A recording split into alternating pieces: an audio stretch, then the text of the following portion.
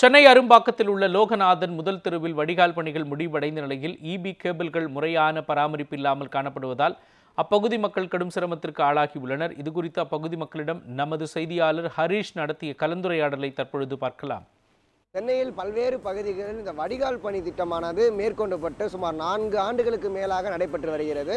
அதில் குறிப்பாக பல பகுதிகளிலும் இந்த வடிகால் பணியானது ஆமை வேகத்தில் தான் நடைபெற்று வருகிறது என பல பகுதியில் இருக்கக்கூடிய மக்கள் குற்றச்சாட்டு வைத்திருக்கிறார்கள். அந்த வகையில் பார்த்தோம் என்றால் சென்னை அரும்பாக்கத்தில் இருக்கக்கூடிய லோகநாதன் நகர் 1ஆம் தெருவில் இந்த பகுதியிலும் வடிகால் பணியானது நடைபெற்று முடிந்திருக்கும். ஆனால் வடிகால் பணிகள் நடைபெற்று முடிந்தும் அங்கு அருகில் இருக்கக்கூடிய அந்த இபி கேபிள்கள் மற்றும் முறையான பராமரிப்பு இல்லாமல் இந்த பகுதியில் விட்டு சென்றதால் இந்த பகுதியில் இருக்கக்கூடிய மக்கள் இதனால் தினம் தினம் கடுமையான சிரமத்துக்கு ஆளாகி இருக்கக்கூடிய ஏன்னா இந்த காட்சிகள் பார்த்தாலே நமக்கு தெரிகிறது. மேலும் இந்த பகுதியில் இருக்கக்கூடிய மக்களிடம் இந்த அவல நிலையை பற்றி கேட்டு தெரிந்து கொள்வோம்.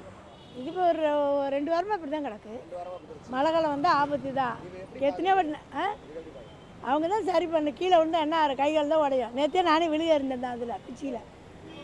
அதுக்கான தப்பு தான் அப்படி கிடக்கிறது. சரி பண்ணால் தான் கரெக்டாக வரும். எல்லா இடத்துலையும் தப்பு தான் இந்தமாரி கிடக்கிறது. சரி பண்ணால் நல்லாயிருக்கும். இந்த ஆட்சியில் வாராரு எல்லா கட்டெல்லாம் நோண்டி அசிங்கப்படுத்தி வீட்டில் கொசு குழந்தைங்க உடம்பு சரியில்லை வாங்க வந்து பாருங்கள் டைப்பாய்டு எல்லாம் வருது. இதுக்கு வந்து ஒரு கவுன்சிலர் வரதில்லை, ஒரு எம்எல்ஏ வரதில்லை, எவனும் வரது கிடையாது. என்னாச்சு ஏதாச்சு மக்கள் ஓட்டு வாங்குறால ஒரு கவுன்சிலர் வந்து பார்க்கணும்ல, ஏன் வர மாட்டேன். எம்எல்ஏ விடுங்க, அவர் ஃபுல்லாக அண்ணா நகரில் சுற்றணும். கவுன்சிலர் எங்கே இருக்குது?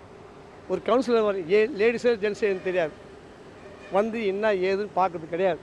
மேலும் இந்த அவல நிலையை பற்றி கேட்ட பொழுது சுமாராக 2 வாரமாக இந்த பகுதியில் இந்த கேபிள்களானது இந்த பகுதியில் தான் விட்டு சென்றிருக்கிறார்கள்.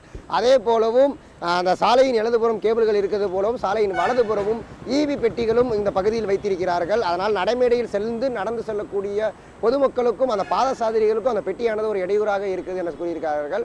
அதனால் மாநகராட்சி தரப்பிலிருந்தோ அல்லது மின்சாரத்துறை தரப்பிலிருந்தோ இங்கே இருக்கக்கூடிய இபி கேபிள்களை உடனடியாக அகற்ற வேண்டும் என இந்த பகுதியில் இருக்கக்கூடிய மக்கள் பிரதான குற்றச்சாட்டு வைத்திருக்கிறார்கள். நியூஸ் 7 தமிழ் செய்திகளுக்காக ஒளிப்பதிவாளர் பரசுராமன் மற்றும் ஜானுடன் செய்தியாளர் ஹரீஷ் மனோகரன்.